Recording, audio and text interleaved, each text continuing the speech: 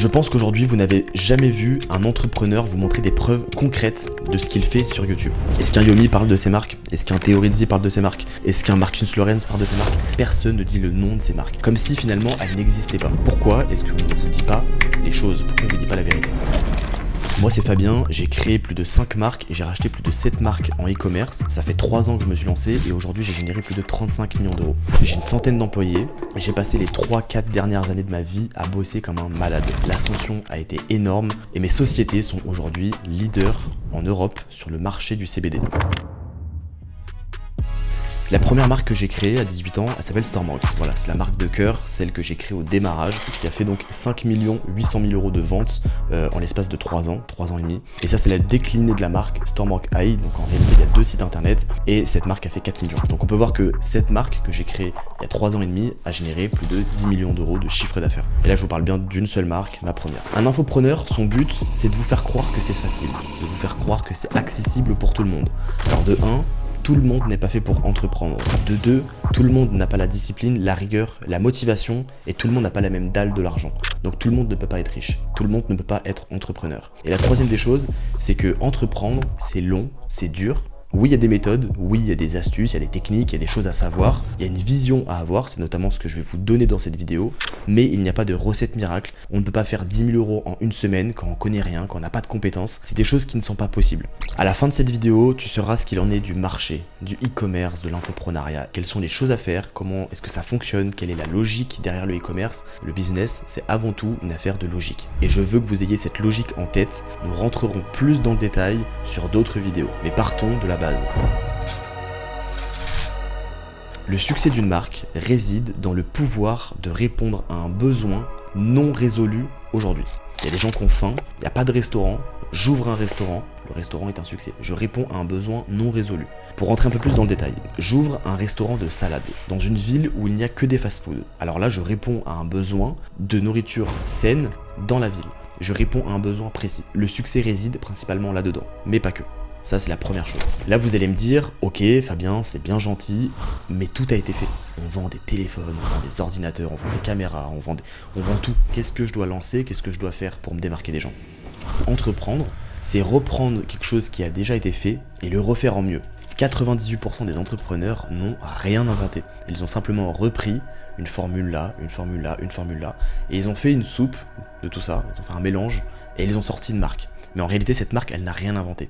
Elle dispose simplement d'avantages concurrentiels. Je vais vous donner un exemple concret. Des fois, sur Amazon, on va payer plus cher que sur le site officiel de la marque. Mais Amazon, il a la livraison rapide. Donc on paye sur Amazon. Faire en sorte que les clients se sentent valorisés, se sentent récompensés, se sentent remerciés, se sentent accompagnés. Tout ça, on le fait via des appels téléphoniques.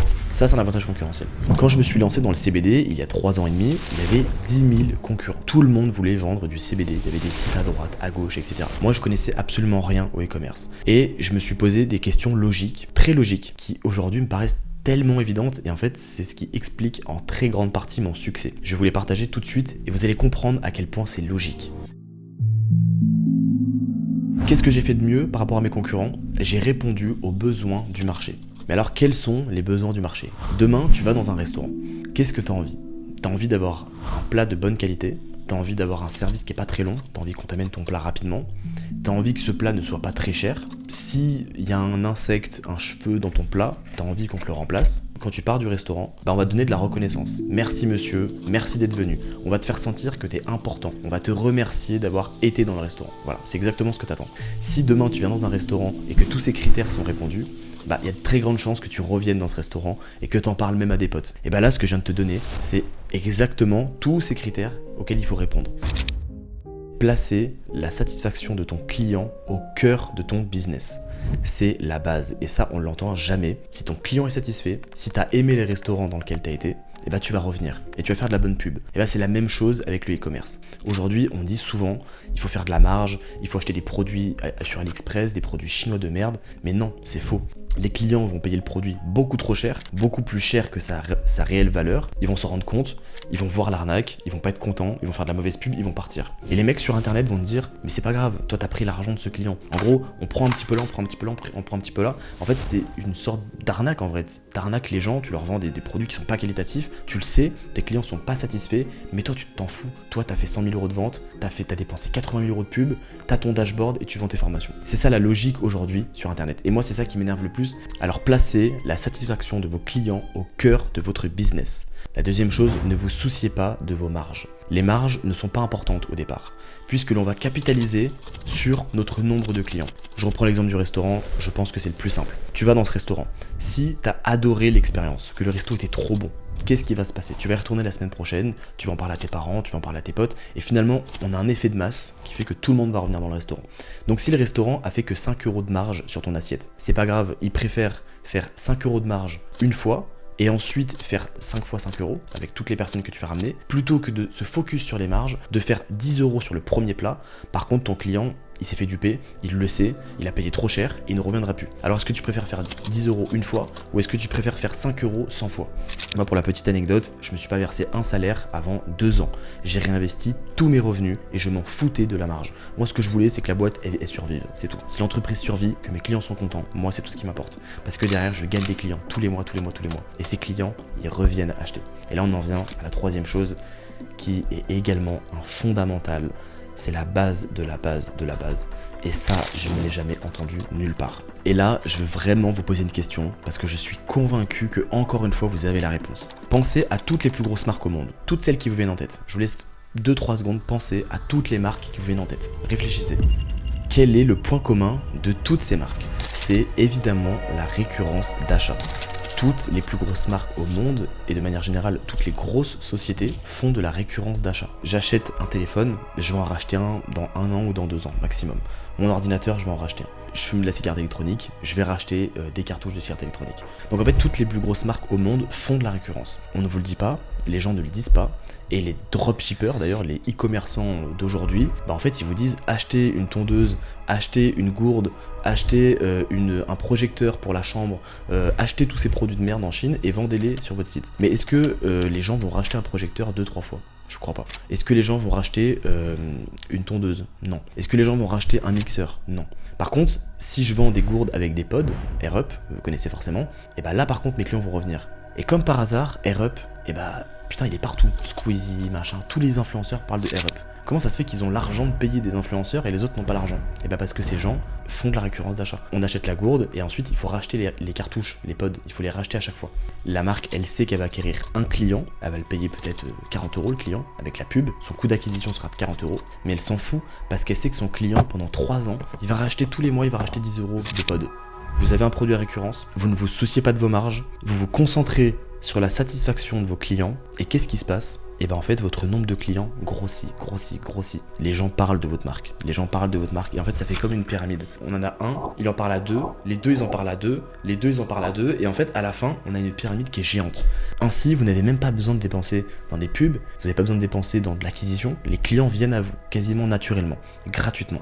Pour appuyer mes propos, les 35 millions d'euros que j'ai générés, je les ai générés dans le secteur du CBD, uniquement. Comme vous le savez peut-être, dans le CBD, on ne peut pas faire de pub, puisque c'est assimilé à de la weed, c'est illégal, comme le porno, comme les armes, comme le casino, voilà, ça fait partie de ces secteurs où on peut pas faire de pub. Et donc du coup j'ai généré 35 millions d'euros en organique, grâce aux bouche à oreille, les gens qui parlent de ta marque, grâce aux marges qui ont toujours été faibles, j'ai toujours proposé des produits d'ultra qualité à des prix réduits, défiant toute concurrence en vrai. Et c'est ce qui a fait que la marque s'est toujours développée. Alors je vais vous mettre un petit peu en situation. Imaginons que demain vous lanciez une entreprise sur, je sais pas, je réfléchis, des puffs. Vous vendez des puffs. Vous ouvrez un site, vous achetez des puffs, peut-être en Chine par exemple, vous les faites livrer chez vous, vous lancez votre marque, tout est prêt. Vous faites par exemple de l'affiliation, vous faites des vidéos sur les réseaux et vous obtenez votre première vente. Là encore, ce que vous disent les gens, c'est d'avoir des agents en Chine, qui vont faire vos commandes pour vous, qui vont les expédier, qui vont les livrer, etc., etc. Là aussi, je vais complètement déconstruire le mythe autour de ça. Et je vais vous montrer en même temps des photos de moi dans ma chambre. Vous allez voir, là je vous en mets un petit peu ici, un petit peu ici. Et voilà, c'était moi dans ma chambre à 18 ans, dans mon appartement étudiant de 18 mètres carrés, je faisais mes commandes. Qu'est-ce que ça ajoute en valeur? Pourquoi est-ce que j'avais pas d'agent? Et pourquoi j'ai toujours eu mes propres stocks? Demain, si vous achetez une puff, si votre agent l'expédie depuis la Chine, il va faire un carton tout moche, il va l'envoyer chez le client, ça va mettre 2 semaines, votre client il aura un packaging pourri, il aura rien en plus dans la commande, le délai va être hyper long, bref, ça va pas avec ce que je vous ai dit juste avant. Là on n'est pas dans la satisfaction client, le gars n'est pas content, il rachète pas, et c'est normal. Par contre si vous achetez 100 puffs, vous les achetez, vous les faites livrer chez vous. Vous achetez des petits cartons, vous achetez des petits packaging avec le logo de votre marque, et puis dedans vous glissez des petits sachets de bonbons, des petits sachets Haribo par exemple. Vous mettez un petit mot par exemple, merci Damien pour votre commande, merci Florian pour votre commande, et vous glissez une petite carte cadeau. Une carte cadeau où vous mettez moins 20% sur votre deuxième commande, sachant que vous avez un produit à récurrence, donc le client, il y a de grandes chances qu'il vienne racheter. Et bah là qu'est-ce qui va se passer? Votre client va recevoir le colis en 24 heures, parce que toi tu vas faire les commandes rapidement. Le client il va recevoir ça, il va ouvrir son packaging, il va voir sa jolie puff, c'est très bien, c'est ce que j'ai commandé, et il va voir en plus de ça l'effet de surprise. En fait le client qu'est-ce qu'il se dit? Il se dit mais en fait quel intérêt est-ce que j'ai à aller au bureau de tabac pour acheter une puff, puisque là c'est une petite marque, trop cool, ça se voit que c'est un mec dans sa chambre qui fait ça, qui m'a expédié, qui prend soin de moi, qui me garantit vraiment une expérience client, et en plus la cerise sur le gâteau, ce que vous allez faire en plus, c'est ce que moi j'ai fait, tout ce que je vous dis là je l'ai fait, hein. Je m'en un petit peu en pratique, mais c'est vraiment ce que j'ai fait. Et le client, vous le mettez sur le site un numéro de téléphone. Un numéro de téléphone avec votre numéro perso. Moi c'est ce que j'ai fait au début, j'avais mon numéro perso. Et le client, soit vous lui envoyez un petit SMS, bonjour Florian, comment s'est passée votre commande, etc.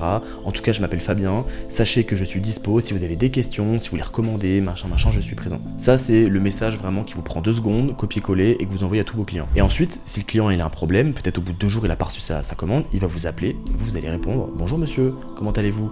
Vous pouvez me donner le numéro de votre commande? Ah très bien Florian, ah je vois que c'est votre première commande sur le site. Bah écoutez, merci déjà de faire confiance à notre marque. Moi je m'appelle Fabien, je suis le dirigeant. C'est une petite marque que j'ai créée parce que j'en avais marre d'avoir des produits de merde, etc. en ligne.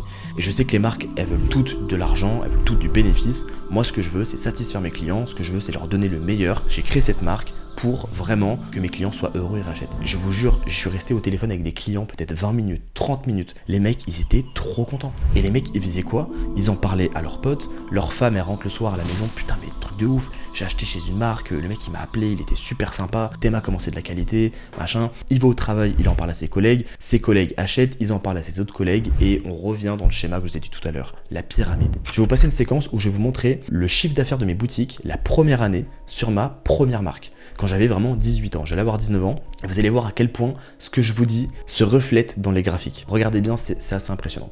Janvier 2021, je lance la marque. J'ai fait exactement ce que je viens de vous dire là dans la vidéo. 50 € de vente le premier mois. Je crois que c'était ma grand-mère, pour l'histoire.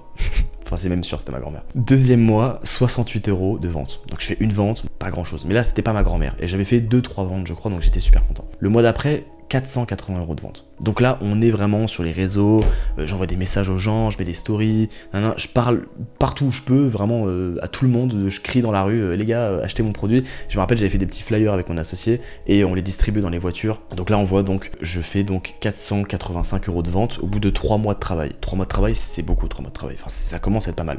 Et seulement 500 € de vente. Donc vous voyez à quel point la persévérance et à quel point cette pyramide, elle s'est construite de façon exponentielle. Le mois d'après, on fait 1000 € de vente. 1000 € de vente, c'est le double de ce que j'ai fait le mois d'avant. Vous voyez, ça fait x2. Et ensuite, le mois d'après, 2500. x2 encore. Le mois d'après, 3200. C'est pas du x2, mais ça a quand même bien augmenté. Le mois d'après, 6900. Donc là, on a fait le x2, même un peu plus. Le mois d'après, 9000. On redescend un petit peu. Après, il y a les saisons également qui peuvent influencer. Et puis, on revient plus fort. 11 000. Et là, on revient 22 000. Donc, on double 11 000, 22 000.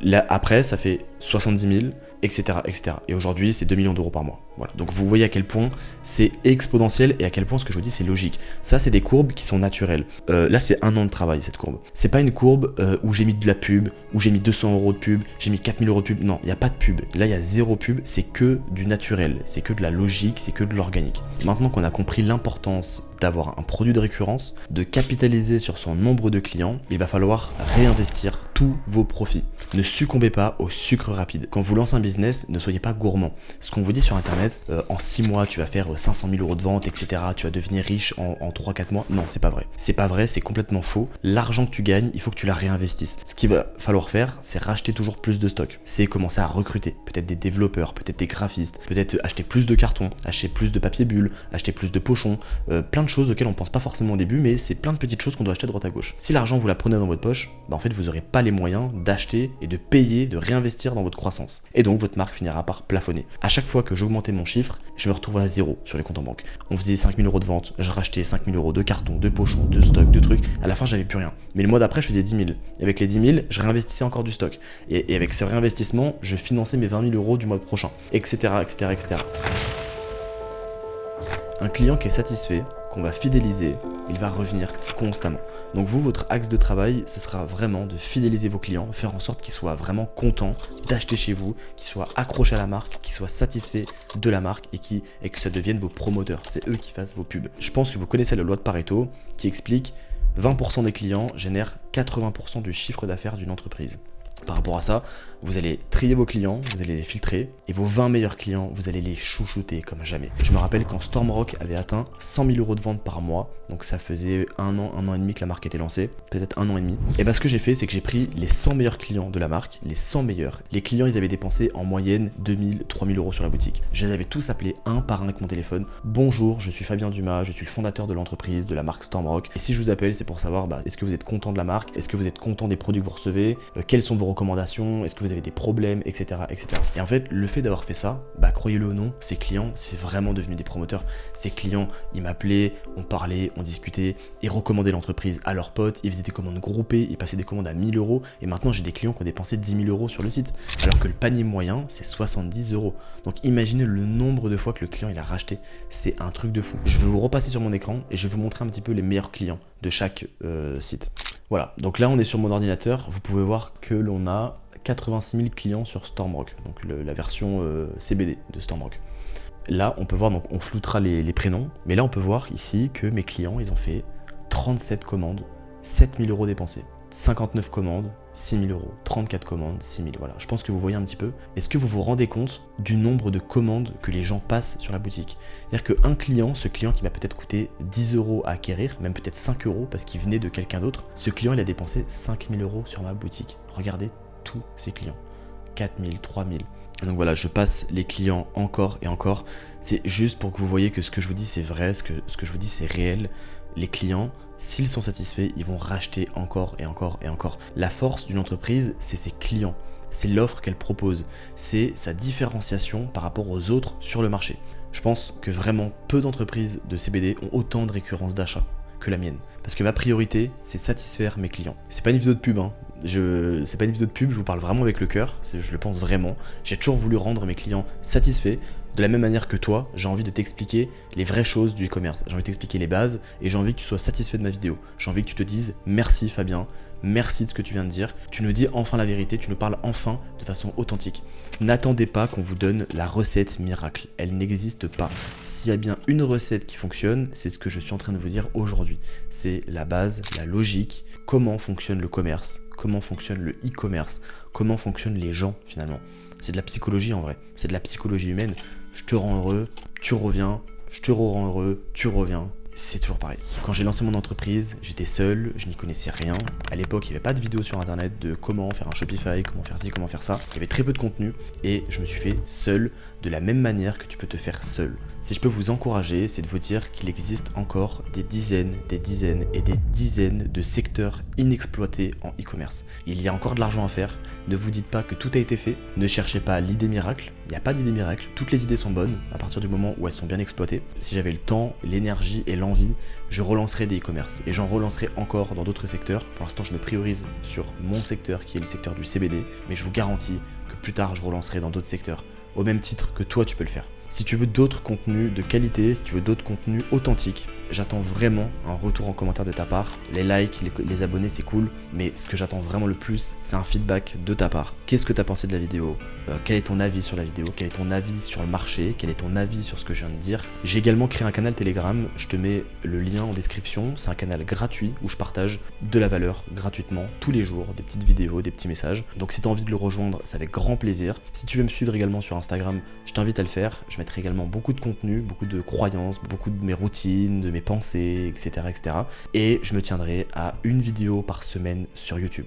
Donc vraiment, n'hésite pas à t'abonner, ça me ferait extrêmement plaisir. Je tiens également à te dire quelque chose, c'est que malgré tous ces chiffres, malgré tous ces clients, malgré toutes ces marques, tout ce travail et tout cet argent, parce qu'aujourd'hui je gagne quand même très bien ma vie, je suis comme toi. Je suis exactement pareil, ma vie n'a pas drastiquement changé. Tu vois, je vis dans un plus bel appartement, j'ai une plus belle voiture, mais à part ça, il n'y a pas grand chose qui a changé. Et ce que je veux dire par là, c'est que l'argent n'est pas une fin en soi.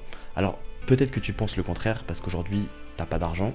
Aujourd'hui, t'es matrixé avec tous les contenus que t'absorbes du matin au soir sur les réseaux, t'es matrixé. Et moi-même qui gagne de l'argent, des fois, j'arrête mon téléphone parce que je me dis putain, je suis en train de me faire matrixer la tête en fait. Je suis en train de devenir matrixé. Et c'est pas bien d'être matrixé, vraiment. Ce qui compte, c'est que vous ayez un projet que vous appréciez, que vous ayez un entourage de qualité, des gens qui vous aiment, que vous aimiez des gens en retour, que vous soyez heureux. C'est ça la chose la plus importante. Alors, même si sur cette chaîne, j'ai pour ambition de parler de business, j'ai envie de parler de e-commerce, d'entrepreneuriat, de mon parcours, j'ai envie de te partager des histoires, partager des techniques, des stratégies que j'utilise, je vais te partager plein de choses sur ce compte. Mais je n'ai pas envie de faire de toi quelqu'un de matrixé. J'ai envie de faire de toi quelqu'un d'heureux, qui avance, qui évolue et qui fait les choses. Mais ne te sens pas mal si aujourd'hui tu n'as rien, si aujourd'hui tu n'as pas d'argent, si tu n'as pas de business, tranquille, ne te mets pas de pression. Fais les choses étape par étape et ça viendra naturellement. Pour finir cette vidéo, j'ai envie de te poser une question. Tu rêves d'avoir de l'argent, tu rêves de devenir riche. Les gens rêvent tous d'avoir de l'argent, mais les gens, la plupart, n'y arrivent jamais. Donc toute leur vie, ils rêvent finalement de quelque chose qu'ils n'auront jamais. Donc ils désirent quelque chose qu'ils n'auront pas et finalement c'est ce qui les rend heureux, j'ai l'impression. Inconsciemment, c'est logique. Mais si demain tu avais de l'argent, si demain tu étais riche, qu'est-ce que tu ferais vraiment de cet argent? Quel serait ton objectif de vie?